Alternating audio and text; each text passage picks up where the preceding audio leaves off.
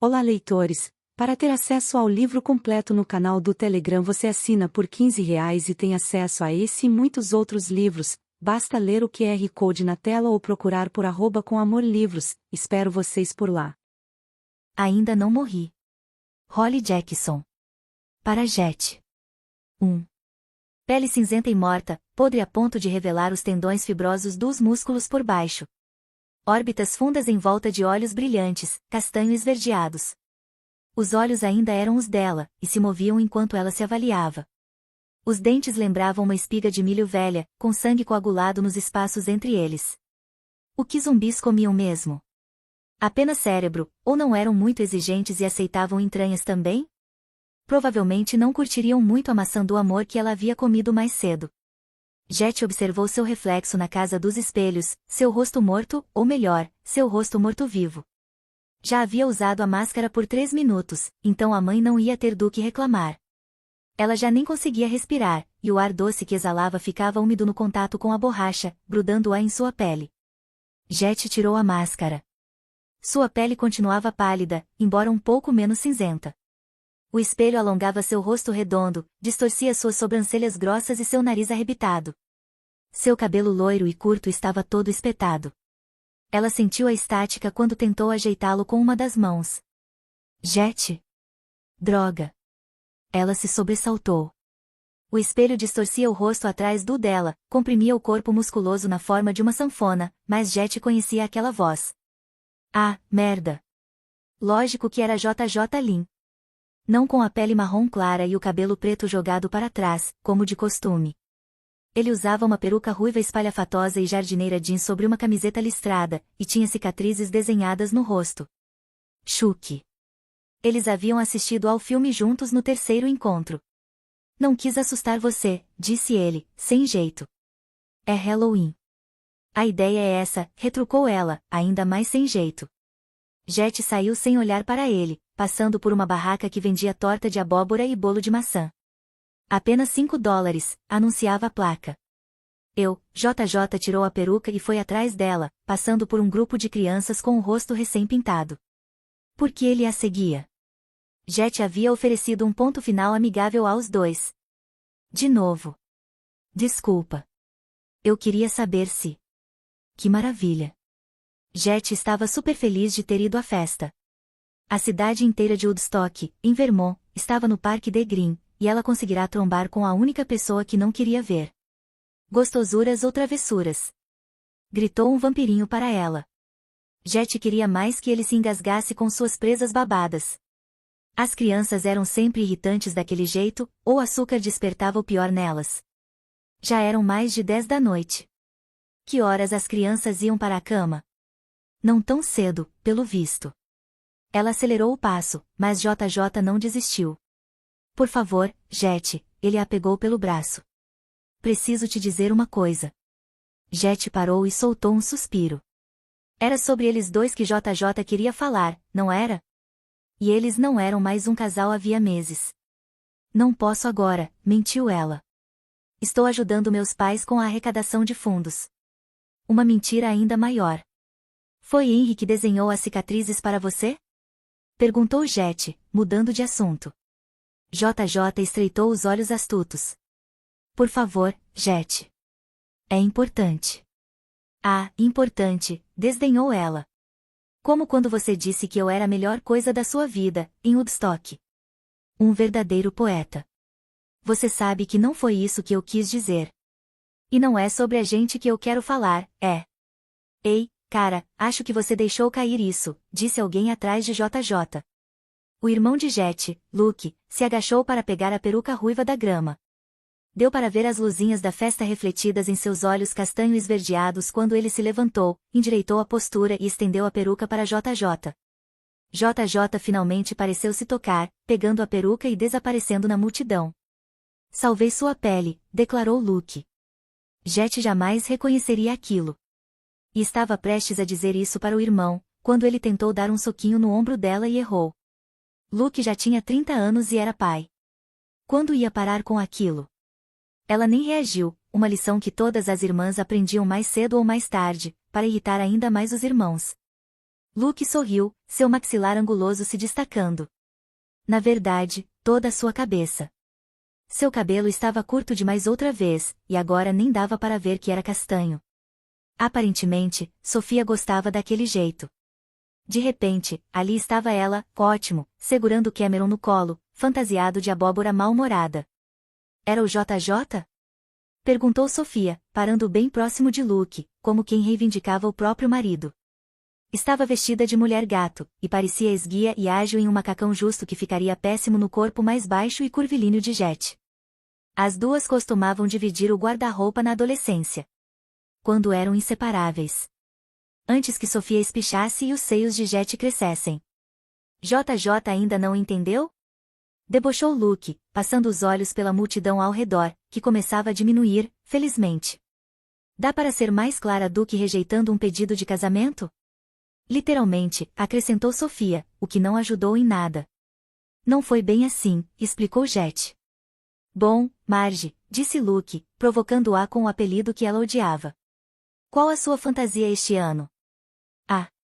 Jet gesticulou para sua blusa preta de gola alta, seu colete jeans escuro, sua calça e suas botas também pretas. Achei que fosse óbvio. Vim de mulher de 27 anos que largou a faculdade de Direito e ainda mora com os pais. Era melhor fazer aquela piada antes que alguém fizesse. Luke riu. É a fantasia mais assustadora da festa. Sofia deu uma cotovelada nele. O estômago de Jet revirou e suas bochechas arderam. Você também não veio fantasiado, comentou Jet. Luke pigarreou. É porque estou representando nossa família e a Construções Mason. A festa é nossa, então é importante parecer profissional e acessível. Com esse cabelo? Perguntou Jet, rindo, porque ainda estava magoada, e talvez se sentisse melhor se ofendesse o irmão também. E a empresa ainda não é sua, Luke. O maxilar dele ficou tenso. Ano que vem vai ser, disse Sofia, apertando de leve o braço de Luke. Seus lábios com batom vermelho se esticaram em um sorriso. Ano que vem, quando o pai dele se aposentasse. Não. Se o pai se aposentasse. Ele já voltará atrás 3 vezes. Jet sabia que era melhor não dizer nada quanto a isso, então abriu um sorriso desinteressado para o irmão, mostrando demais os dentes. É o primeiro Halloween de Cameron, comentou Sofia depressa, passando para um assunto mais seguro. O bebê. Na verdade, o único assunto pelo qual ela se interessava. Ele veio de abóbora, completou, dando uma balançadinha nele. É mesmo? Ironizou Jet. Porra, achei que fosse uma abobrinha. Jet. Sofia se virou para ela. Não fala palavrão na frente do bebê, por favor. Merda. Desculpa. Ela levou as mãos à boca na mesma hora. É sério isso? Foi sem querer. Não tinha sido. Você ainda está escrevendo, o que era mesmo? Perguntou Sofia. Um roteiro? Jet se remexeu, nervosa, pisando em uma folha seca com a ponta da bota. Não queria falar sobre aquilo, porém não tinha escolha, porque Sofia e Luke continuavam olhando para ela. Não. Parei de escrever. Luke enfiou as mãos nos bolsos da frente da calça. Lá vamos nós. Já desistiu? Perguntou ele, nitidamente satisfeito. Deve ser um novo recorde. Estou trabalhando em outra coisa. A voz de Jet não se alterou, e ela não baixou a guarda. Com os dentes cerrados, concluiu, uma ideia nova. Não é aquele lance do aplicativo para levar cachorro para passear, é? Insistiu Luke. A terrível sensação de antes se intensificou, fazendo seu estômago revirar. Ela olhou para o irmão com uma expressão severa e questionadora. O papai me contou. Bom, falou ela, como se não se importasse, seria legal se vocês parassem de falar de mim pelas minhas costas. Bom, retrucou ele, seria legal se a gente não precisasse fazer isso. Vai se fuder, Luke. Jet.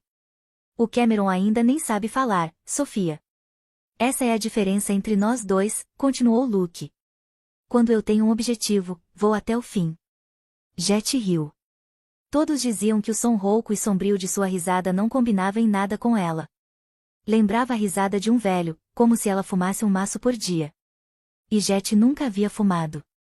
Tenho todo o tempo do mundo, retorquiu Jet. Era o que dizia a si mesma toda segunda-feira de manhã, quando seus pais iam trabalhar, e ela, não. Repetia as palavras até que acreditasse nelas. De qualquer maneira, não devia se deixar afetar tanto por Luke. E acho que você esqueceu que eu ganhei o concurso de soletrar do distrito quando tinha 10 anos, acrescentou ela. Luke fez uma reverência. Não esqueci. Lógico que não, porque aquela não fora a única coisa que acontecerá naquele dia. Bom, disse Sofia, alheia à lembrança sombria que sua voz melodiosa interrompia. É melhor a gente ir. Este carinha está ficando rabugento. Ah, Luke não comeu toda a proteína de que precisava hoje? Droga, ele nem estava ouvindo. Esticava o pescoço para olhar por cima da cabeça de bruxas e super-heróis na direção da barraca onde os pais deles estavam trabalhando. É melhor eu ir salvar a pele do papai agora, disse Luke, indo embora sem se despedir. O diretorzinho financeiro perfeito, murmurou Jet. Aquilo ele ouviu, e se virou para a irmã com os olhos em chamas. Pelo menos eu sou o diretor financeiro, e não a porra de um fiasco financeiro. Não sei se esse trocadilho funcionou. Jet. Quem falou palavrão foi ele, não eu. Cameron se agitou e Sofia suspirou, olhando para o marido que se afastava. Queria que vocês não brigassem tanto. Jet balançou a cabeça. Isso nem foi uma briga. Foi uma conversa normal. Mas você não entenderia mesmo. Ele anda bem estressado. O Luke é assim, declarou Jet. Está sempre estressado. Mas aposto que arranjou tempo para jogar golfe com Jack Finney e David Daly pelo menos 2 vezes essa semana. Estressado. Conheço muito bem o meu irmão. E conheço muito bem você também. Porque aquela era a questão, o que explicava a frieza e rispidez entre Jet e Sofia. A pessoa vai para a faculdade e a melhor amiga, que parou de ligar e de responder às mensagens, que parou de se importar, prefere se concentrar no irmão dela. Tudo para se manter nas boas graças dos Mason. Jet nem sabia mais como falar com ela. Fora que achava Cameron chato pra cacete, embora nunca fosse dizer isso. Bom, eu vou. Jet nem terminou a frase, porque não precisava. Sofia pareceu igualmente aliviada quando a cunhada a deixou para trás e desapareceu na multidão que se dissipava. As pessoas já estavam indo embora, lobisomens e serial killers a empurrando para passar. Uma fantasia de gato gigantesca se aproximou dela, com uma cabeça humana destoando dos ombros cobertos de pelos brancos e alaranjados, uma cabeça felina enfiada debaixo de um braço. Jet reconheceu a parte humana, a pele escura e a careca, os olhos ampliados pelos óculos de armação redonda. Gary Clay. Ele fazia parte do conselho local, assim como a mãe dela. Na verdade, Gary era o presidente do conselho, e a mãe, a vice. Quando for eleita, havia dito que não se importava, mas ela mentia muito mal. Gary, o gato, caminhava entre 2 policiais. Não eram fantasias, mas uniformes de verdade. Eles carregavam escudos junto ao peito e armas na cintura. Lou Jankowski, o novo chefe de polícia, e Jack Finney, que morava em frente aos Mason desde sempre. Oi, Jet. Jack abriu um sorriso simpático. Era alto e tinha ombros largos. Os fios brancos em seu cabelo escuro já se insinuavam na barba também. Sofia o considerava um coroa enxuto quando adolescente, embora o cabelo grisalho fosse recente. Oi, Sr. Finney. Ela deveria se referir a ele como sargento ou algo do tipo, porém não conseguia. Sr. Finney pelo menos era melhor do que pai do Billy, que fora como Jet se referir a ele a maior parte da vida. Billy estava procurando você, avisou Jack, como se estivesse lendo a mente dela. Aparentemente, Jet estava muito requisitada aquela noite. Desculpa, Lou, acrescentou Jack. Esta é Jet, filha de Scott e de Anne. Vocês se conhecem? Não tenho certeza. Lou tinha cara de mal e um ar severo, porém sua voz suave destoava do restante. Seu cabelo amarelado com fios brancos lembrava mostarda, contrastando com o ketchup de suas bochechas vermelhas. E o homem nitidamente nunca tinha ouvido falar de retinol. Mas é um prazer trabalhar com sua mãe. E com Gary, claro. Ah, ali está minha esposa, vestida de espantalho, ela está me chamando. Já volto. Um prazer? Indagou Jet, enquanto Lou já se afastava. Ele deve ter pensado na Diane errada. Ha! Quase gritou Gary, em vez de rir. Você é engraçada. Jet já sabia disso. Às vezes, era tudo com que podia contar. O que está achando do chefe novo, Jack? Perguntou meio gato, meio Gary, olhando para a lua à distância. Não diga a ninguém que eu comentei, mas deveriam ter escolhido você. Faz muito mais sentido ter um chefe de polícia que mora aqui há décadas, em vez de alguém de fora da cidade, que não conhece ninguém. É lógico que votei em você. Não sei por que os outros, merda, não diga a ninguém que mencionei isso. Mas, deveriam ter escolhido você. Jack ficou cabisbaixo. Ele olhou para longe, sem jeito, provavelmente procurando um ponto no qual focar, e encontrou a distração perfeita na barraca atrás deles, no qual os pais de Jet vendiam sacos de balas para arrecadar fundos para as áreas verdes da cidade. Patrocinados pela simpática empresa de construção local, claro. Empresa que construía mansões perto dessas mesmas áreas verdes. Jack tossiu e voltou a se dirigir a eles. Tenho certeza de que escolheram o homem certo para o trabalho. Como Jet havia se metido em outra conversa da qual não queria participar. Bom, disse ela, em uma tentativa de aliviar a tensão. Se quiser prender alguém para se animar, Sr. Finney, sugiro meu irmão. Nós sabemos que ele merece. Jack nem sorriu. Continuava pensando no que Gary havia dito. Ah! Ali está meu filho Owen, tirando fotos, anunciou Gary. Ele vai começar um curso de fotografia em breve. Vamos tirar uma foto, Jack. Gary passou um braço de gato pelo braço de Jack e levou o pobre homem embora. Oi, Jet. Pelo amor de Deus, ela não podia ter nem um minuto de paz. Billy Finney. Jet se virou para encará-lo, com um sorriso falso estampado no rosto. Você me encontrou. Ainda bem, não falei com quase ninguém esta noite. Sério? Perguntou ele. Não. Cansei das pessoas. Até de mim? Você parece ser uma pessoa.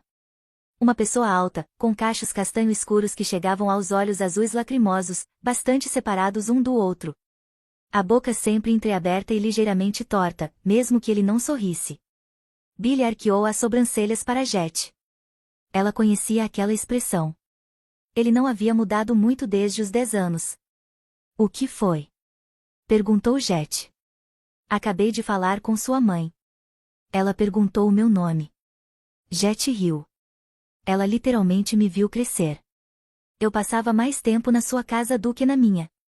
De alguma maneira, ele pareceu diminuir de tamanho, embora fosse bem mais alto que Jet. Ela estava brincando, né? Não pode ter esquecido quem eu sou. Pobre Billy. Não leva para o lado pessoal, disse Jet, dando um tapinha no braço dele. Eu nunca levo. Aquela talvez fosse a maior mentira que ela havia contado a noite toda. Era por isso que você estava me procurando, desculpa, qual é mesmo seu nome? Não estou pronto para rir disso. Billy franziu a testa. Bom, eu queria te chamar para aparecer no bar na terça-feira. Vai ter outra noite de música ao vivo. Sou eu que vou tocar, na verdade. Acho que já falei que toco violão. Só vou cantar umas músicas, escrevi algumas até. Billy falava rápido demais. E, estava suando?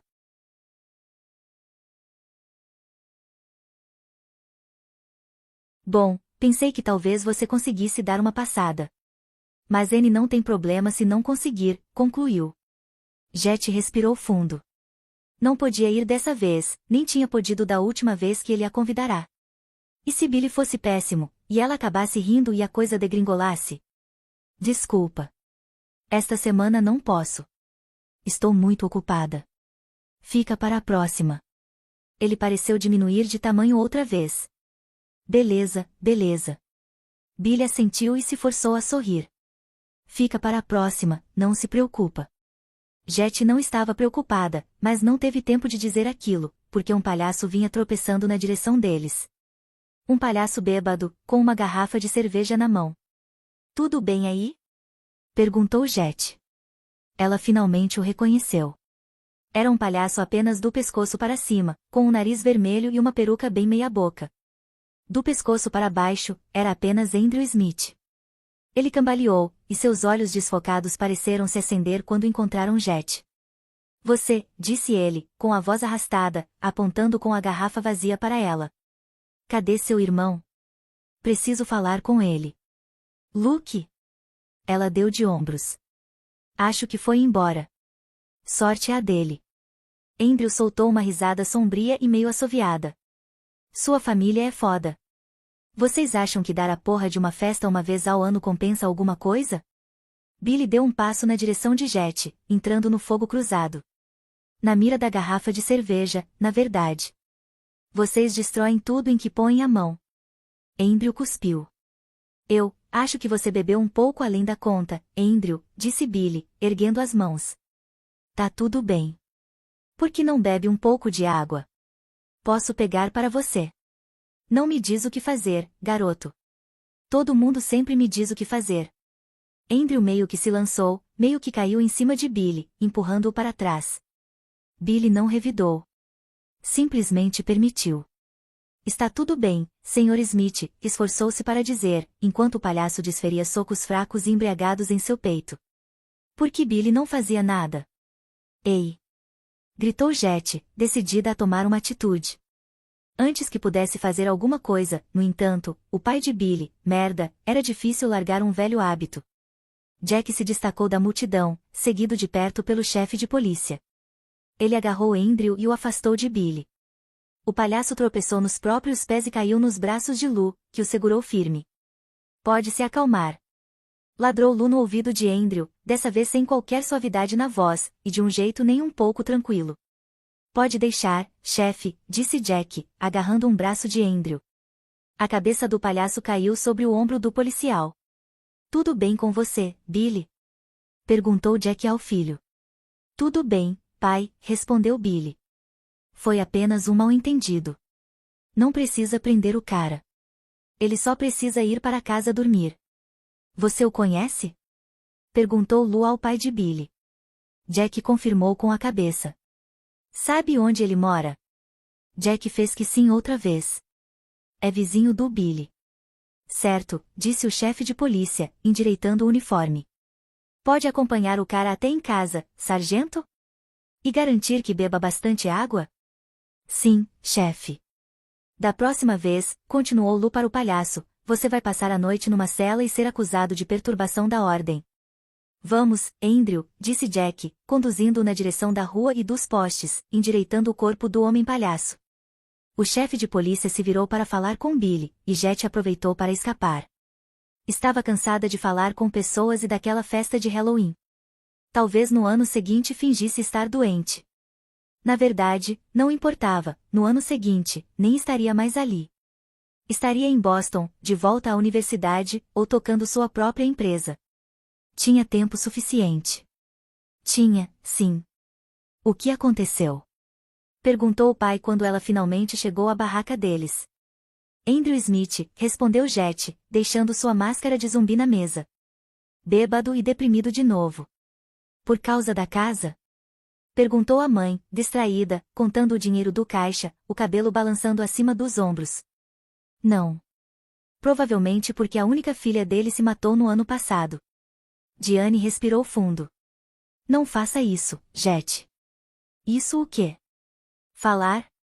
Existir? A mãe a encarou, com os olhos castanho esverdeados ampliados pelas lentes dos óculos, ainda que isso não suavizasse seu olhar. Ah, gemeu o pai de repente, curvando-se para a frente e levando a mão à lateral do corpo. Está doendo de novo?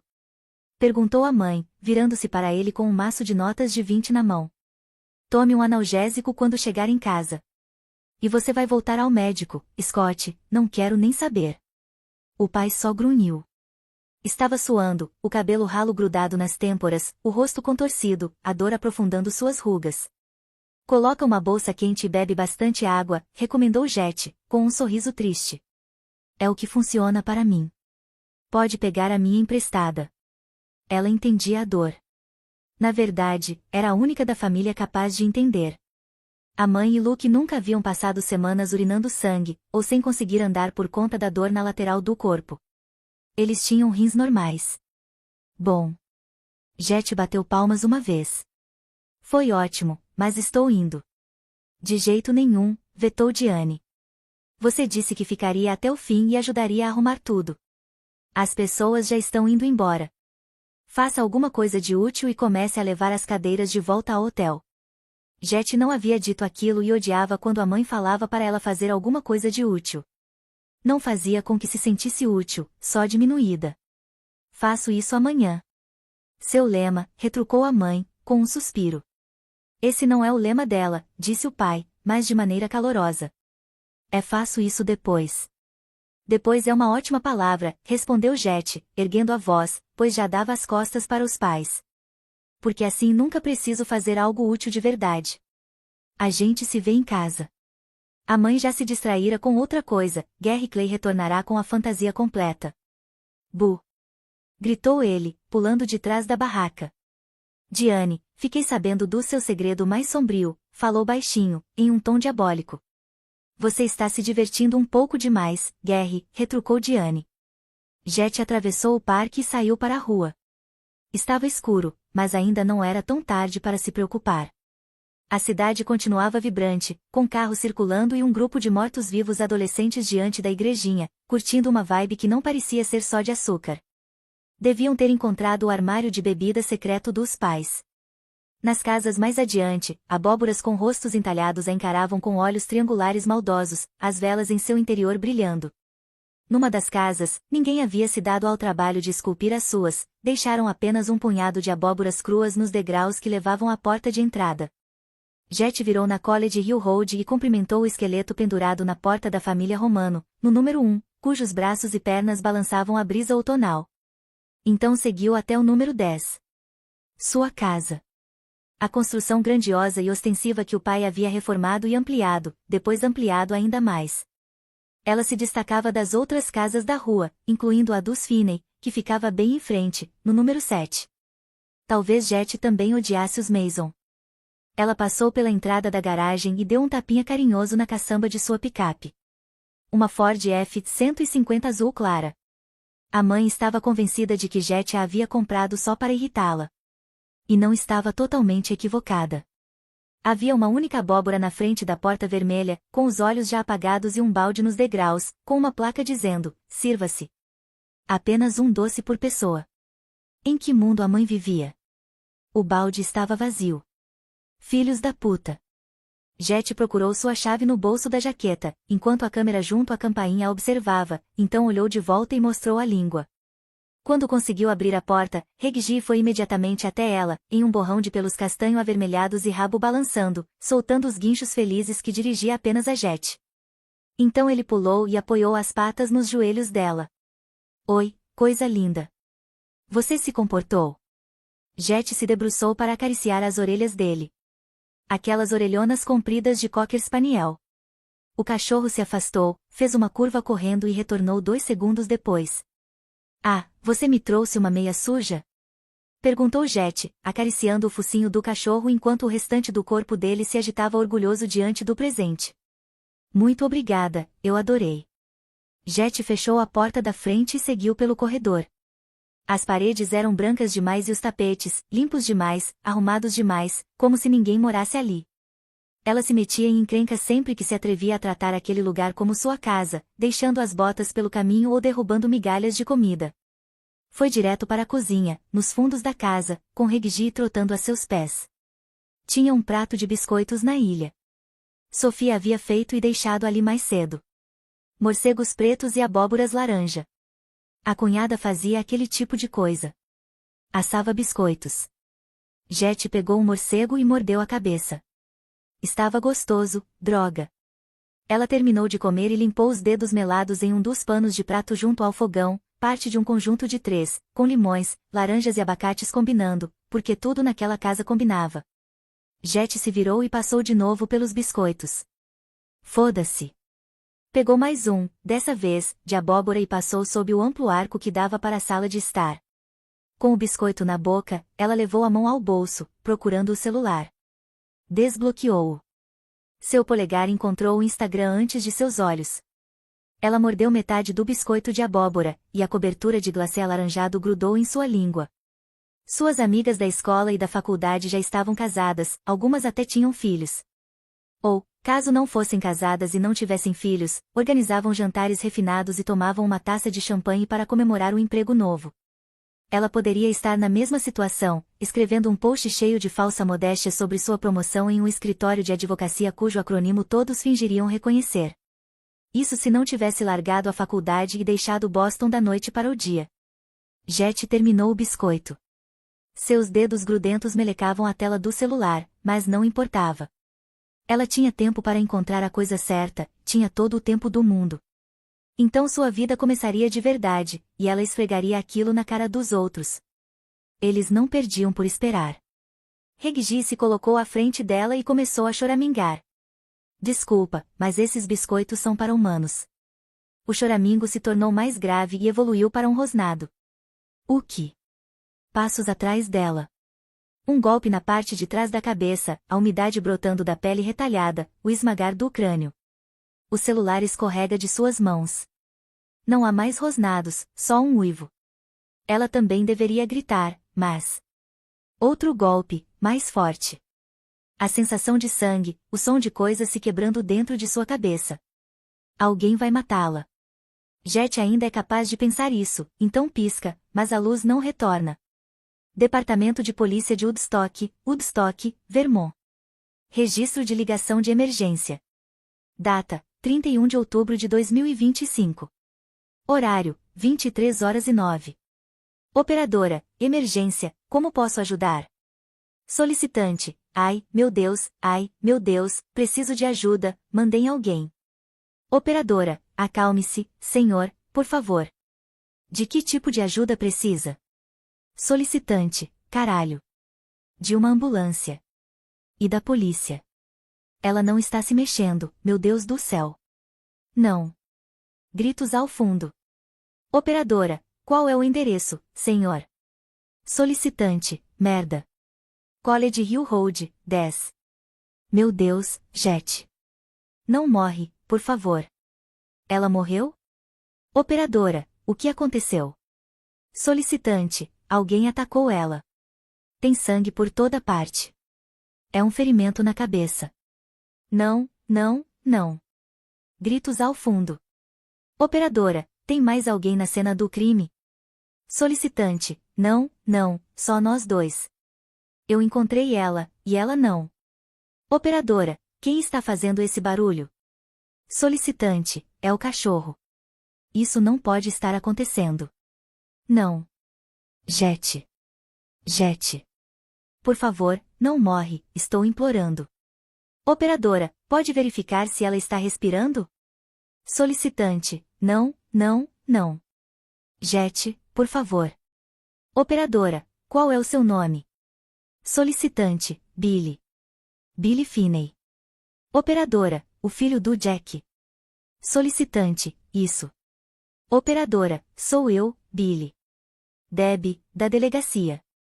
Preciso que pare de chorar e se acalme, por favor. A ambulância está a caminho. A ajuda está chegando. Mas preciso que você verifique se ela está respirando, se tem pulsação. Solicitante, tem tanto sangue, eu não consigo. Ai, meu Deus, Jet, não. Ela morreu. Alguém matou ela. Ela morreu. Ainda não. 2. Jet piscou. Algo apitou. Alguém arquejou. Ela acordou, doutora. Ela acordou. Quem era ela? Alguém falava a seu respeito? O quarto parecia embaçado, branco demais, iluminado demais, seus olhos chegavam a doer. Jet piscou de novo, tendo vislumbres de pele, cabelo e dentes pairando sobre ela. Luke. Chame a médica agora. Rápido. A voz de sua mãe soava ríspida, estranha. Mãe. Chamou Jet, a voz mais rouca que de costume. Ela tentou se sentar, porém seu corpo estava enfraquecido. Sentiu lençóis finos e ásperos prendendo seus braços na altura dos cotovelos. Viu que usava uma camisola branca, estampada com tons claros de amarelo e azul. Eu te ajudo. Dessa vez, era seu pai quem falava. Ele devia ser aquele vulto ao lado de Jet.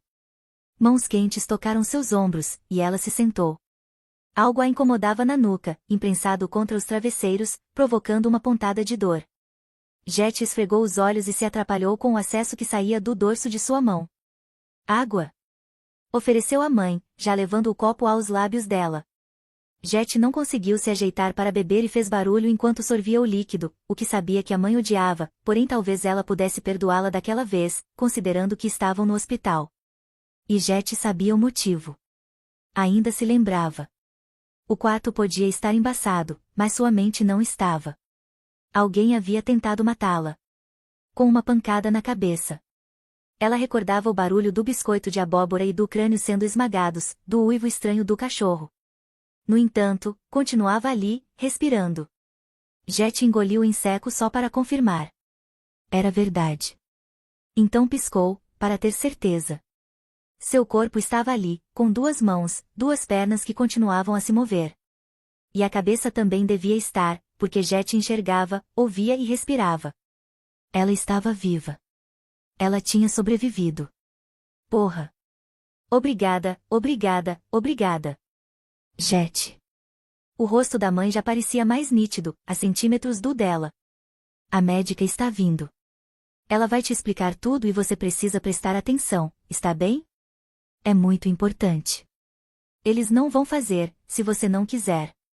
E você vai saber o que deve fazer, filha. A mãe estendeu uma das mãos e acariciou o cabelo de Jet, mas logo parou o movimento.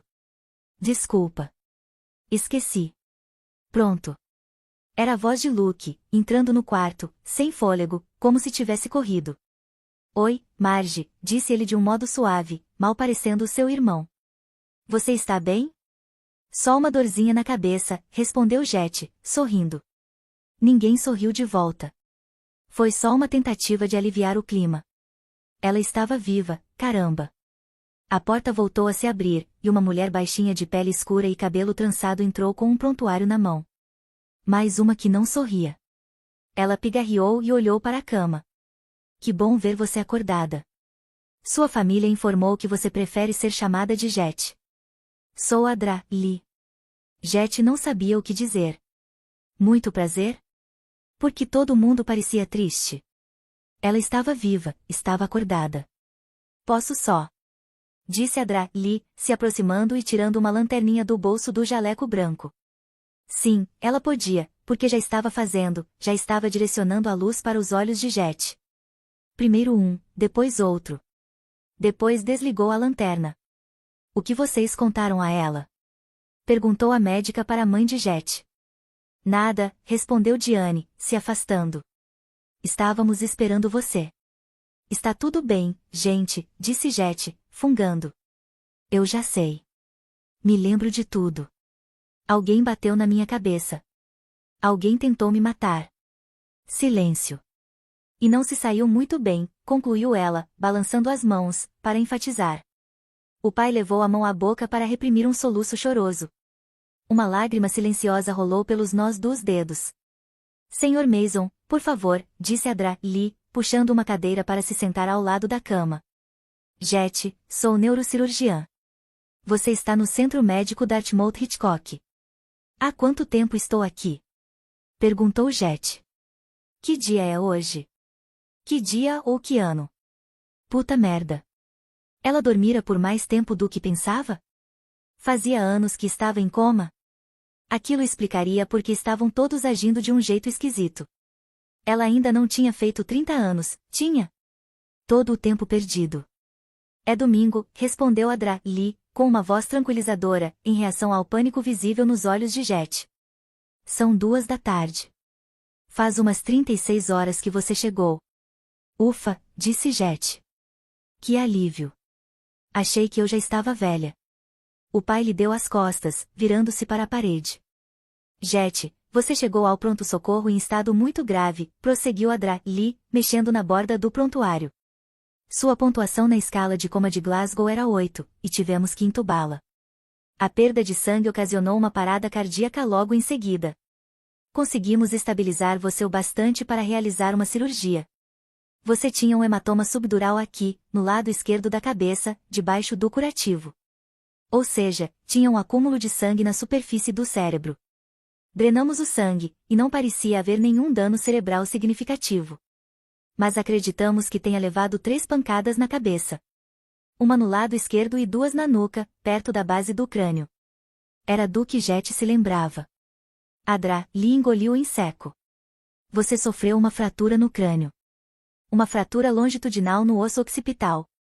O primeiro golpe deve ter causado a fratura, e o segundo, pode ter pressionado mais o osso contra seu cérebro. Ela ficou em silêncio por um momento, olhando para baixo. Considerando o local do ferimento e a violência do ataque, é um milagre não ter havido nenhum dano significativo nos tecidos vitais e nas estruturas vasculares do cérebro, permitindo que você consiga se mover, pensar e funcionar neste momento. Nunca vi nada igual. Mas Jet sabia que tinha um mas vindo. Porque, se fosse um milagre, sua família não estaria olhando para ela daquele jeito, como se nem tivesse acordado. Sua cabeça latejava, tanto a nuca quanto o lado esquerdo, agora ela sabia de onde vinha a dor. Quente e incisiva, um vestígio do que havia sentido na hora do ataque. Quando sua cabeça havia sido rachada. A doutora virou o prontuário nas mãos. A cirurgia foi bem sucedida. Reconectamos as partes do crânio com parafusos e malha metálica. Depois suturamos o couro cabeludo. Ao ouvir aquilo, Jet sentiu a área arder e coçar. Depois da cirurgia, realizamos outra tomografia. Ela tirou a tomografia do prontuário, a folha produzindo um ruído quase cômico ao ser manipulada, alheio ao clima geral no quarto. Adra Lee a ergueu contra a luz da tarde, que entrava pela janela. Fundo preto. Palavras escritas em branco no alto, Margaret Mason. Idade, 27 anos. 1º de novembro de 2025, e alguns números que não faziam sentido para Jet. Abaixo, uma grade de imagens. Ângulos diferentes do cérebro, de um lado e de outro, em um tom estranho de azul. Tem um osso no interior da base do crânio, bem no meio do cérebro, chamado clivo. Os golpes na parte de trás de sua cabeça o fraturaram. A tomografia tremeu na mão da Adra Lee, produzindo o mesmo ruído de antes. Uma fratura no clivo é um evento raríssimo, visto em menos de 0,5% dos traumatismos cranianos. Se você olhar aqui, ela apontou para uma imagem da cabeça de Jet vista de cima, vai perceber que tem um pedacinho de osso solto. O dedo da Adra Lee indicava um fragmento branco mínimo, no meio do cérebro de Jet. A médica apontou para a mesma coisa na visão lateral, certificando-se de que Jet a enxergava. Nem chegava a ser um fragmento, estava mais para uma partícula. Tá, disse Jet. Mas é pequenininho, né? Estou bem. Olha só. Luke puxou a cadeira do outro lado da cama para a mãe se sentar. Jet, continuou Adra Lee, arrastando o T, talvez para não precisar prosseguir. O fragmento de osso está encostando na parede da sua artéria basilar. Jet respirou fundo. Isso parece importante. É uma das principais artérias fornecendo sangue ao cérebro. Era importante mesmo. Normalmente, uma cirurgia para remover o fragmento seria considerada impossível.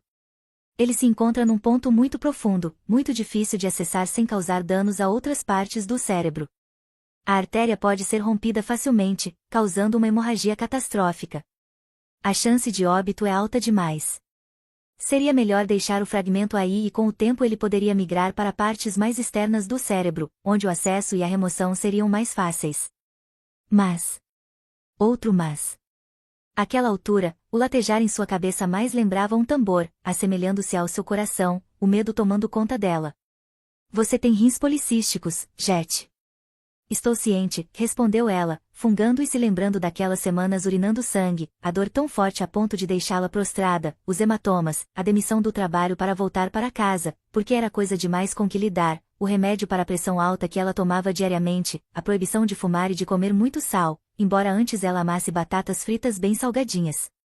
O que isso tem a ver com meu cérebro? O pai estava atrás da mãe naquele instante, com as mãos nos ombros dela, os lábios uma fina linha branca, na tentativa de segurar o choro. Adra Lee prosseguiu. Uma complicação da doença é deixar as paredes arteriais muito mais fracas, no coração e no cérebro. Tá. Sinto muito, Jet. Não há uma maneira fácil de dizer isso. Considerando a posição do fragmento, exercendo mais pressão sobre uma parede arterial que já é fraca, um aneurisma vai se formar. Um aneurisma significativo. Quando ele se romper, a hemorragia resultante será fatal. Tá, disse Jet, assentindo até se dar conta de que fazer aquilo doía. E qual a probabilidade do aneurisma se formar? É uma certeza, Jet. E vai acontecer rápido. Quão rápido? É impossível prever com precisão quanto tempo levaria até que ele se rompesse. Então chuta, doutora. Jet, repreendeu a mãe, fungando. Adra lhe endireitou o corpo, olhando para o chão, em vez de olhar para Jet. Considerando as particularidades do seu caso, eu diria que temos alguns dias. Talvez uma semana, até ele se romper. Jet fez um som com a boca para disfarçar seu coração tamborilando. Aquilo não podia estar acontecendo.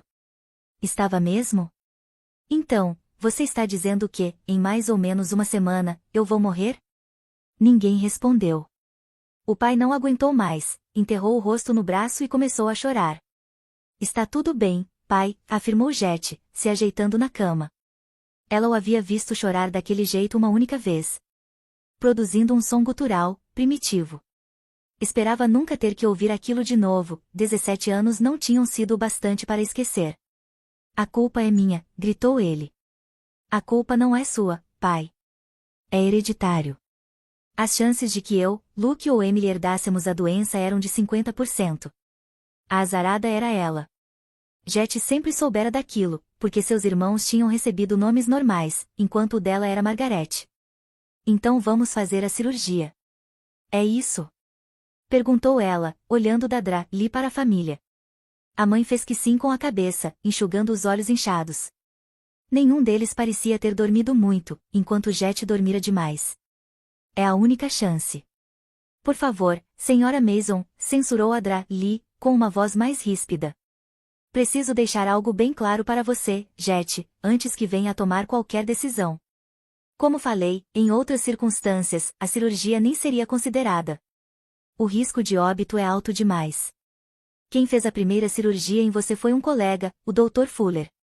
Depois da segunda tomografia, quando tomamos conhecimento da situação, ele se recusou de imediato a realizar qualquer tentativa de remover o fragmento. Eu disse que me responsabilizaria pelo procedimento somente se você estivesse em posse de todas as informações. Se optasse pela cirurgia mesmo sabendo do risco envolvido. O tamborilar na cabeça aumentou de uma forma que não parecia natural, como em uma contagem regressiva, fazendo seu coração acelerar. Quais são as chances? Indagou Jet. Você tem uma estimativa? Dra-Li hesitou.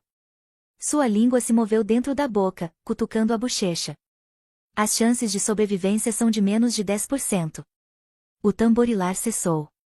Então as chances de morrer na mesa de cirurgia são de mais de 90%? Perguntou Jet, entorpecida, distante, como se não estivesse naquele corpo, naquela cama. Seria possível que sua mente fizesse aquilo para poupá-la da dor? Ou era resultado de um tipo de trauma que não aparecia em tomografias?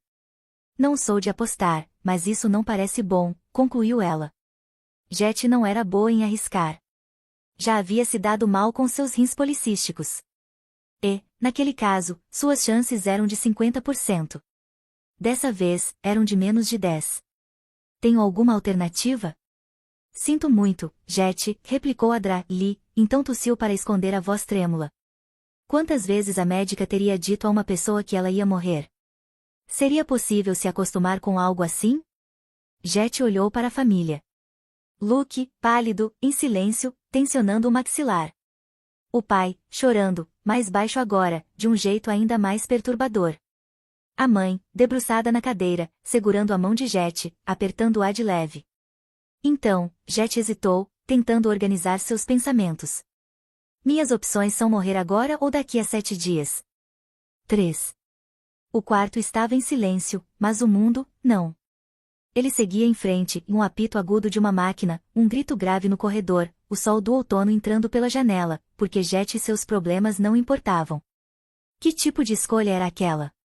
Na maioria dos dias, ela não conseguia decidir nem o que tomar no café da manhã.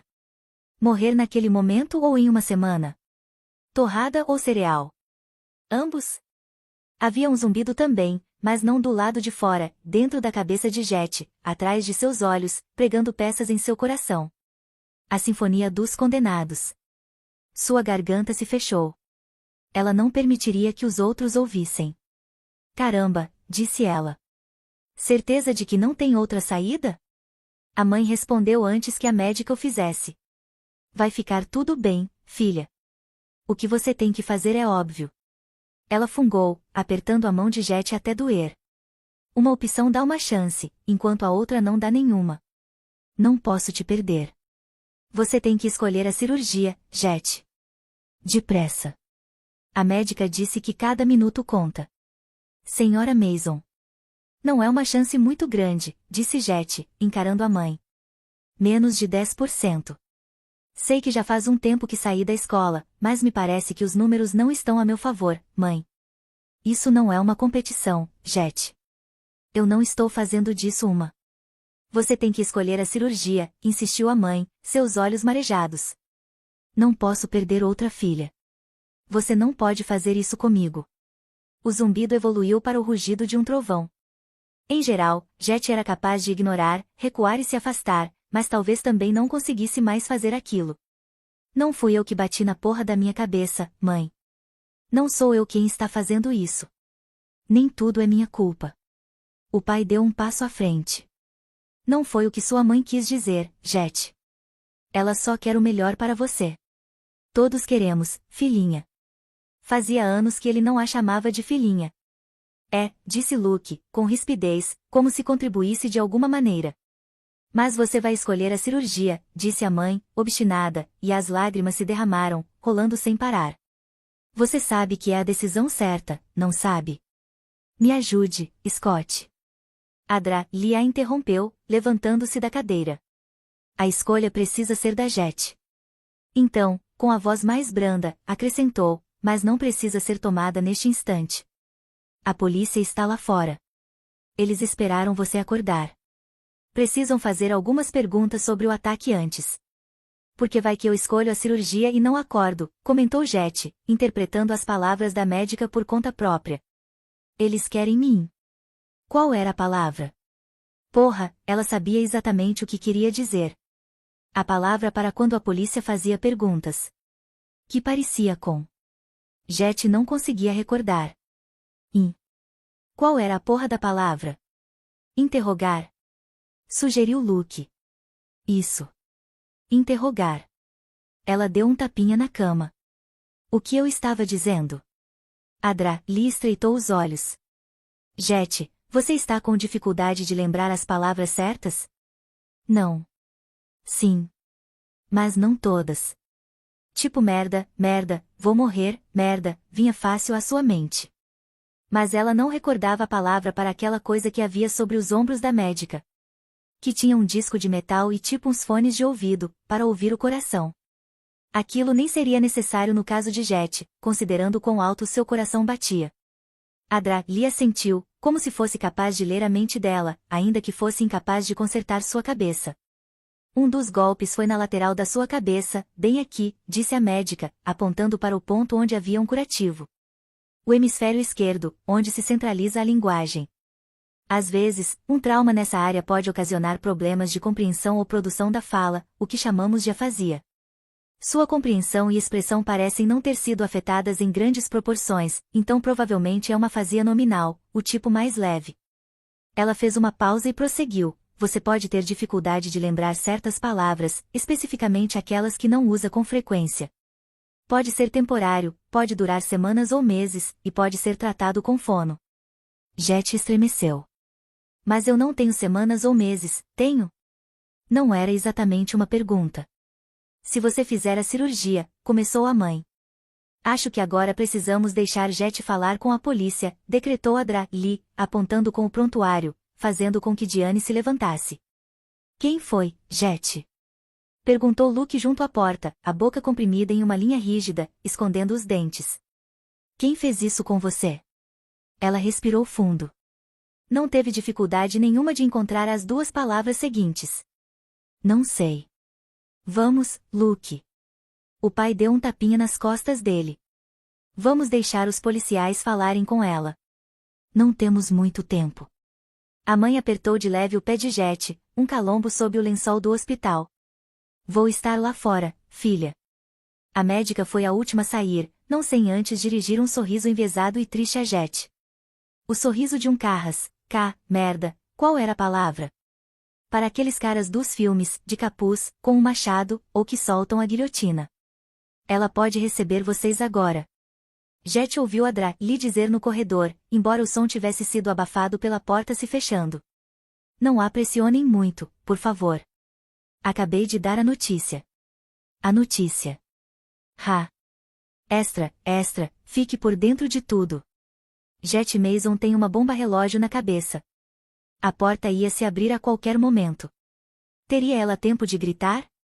As dobradiças rangeram. Não. Não teria. Nem tempo de gritar. Nem de viver.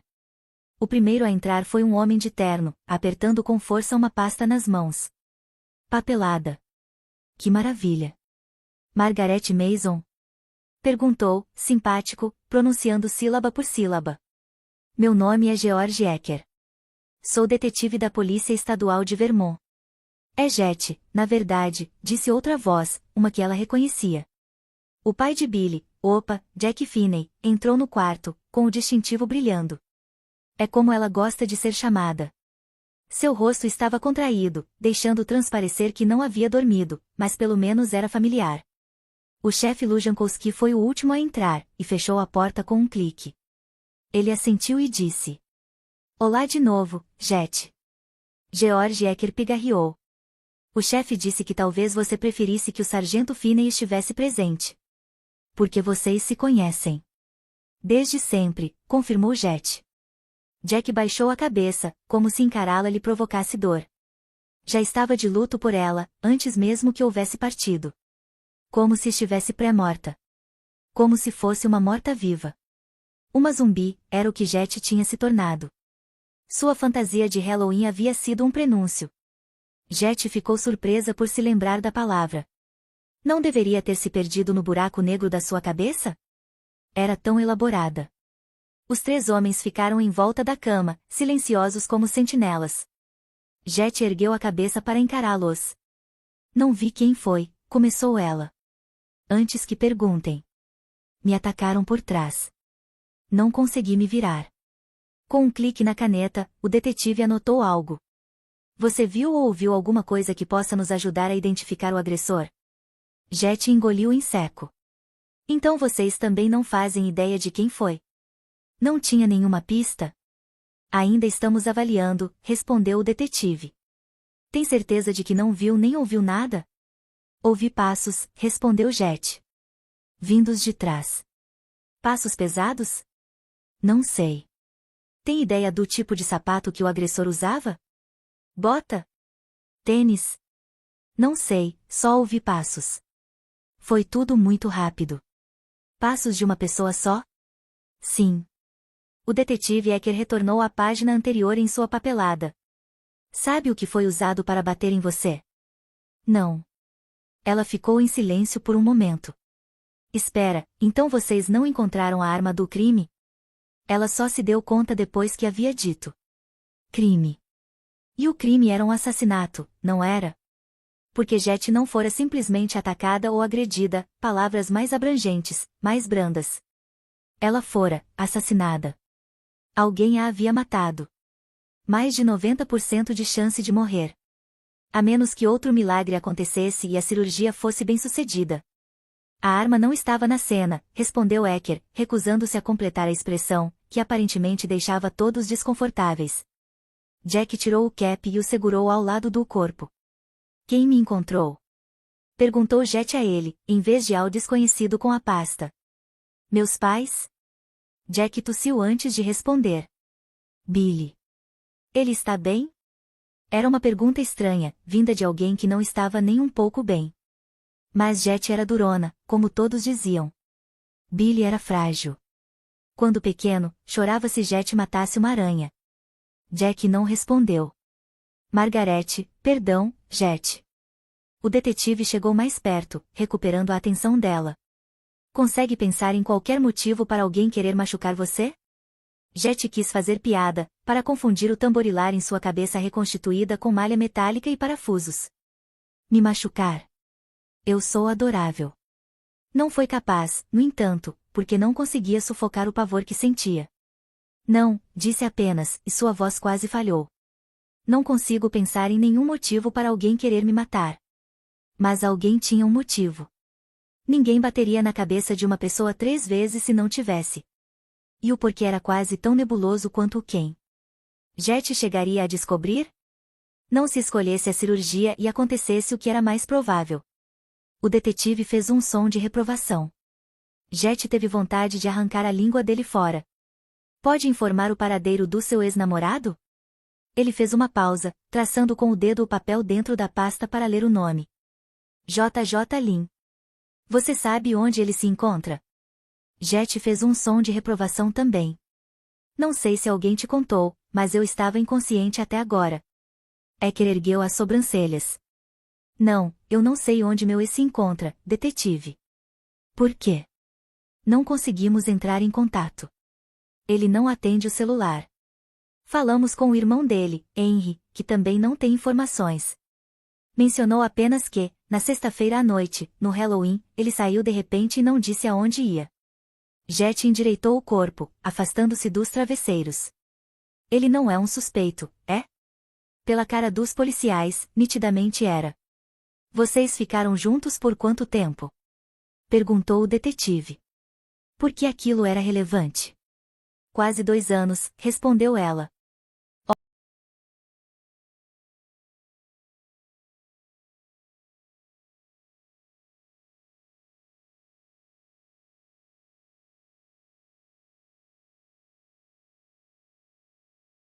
Olá, leitores! Para ter acesso ao livro completo no canal do Telegram você assina por R$ 15 e tem acesso a esse e muitos outros livros. Basta ler o QR Code na tela ou procurar por @comamorlivros. Espero vocês por lá.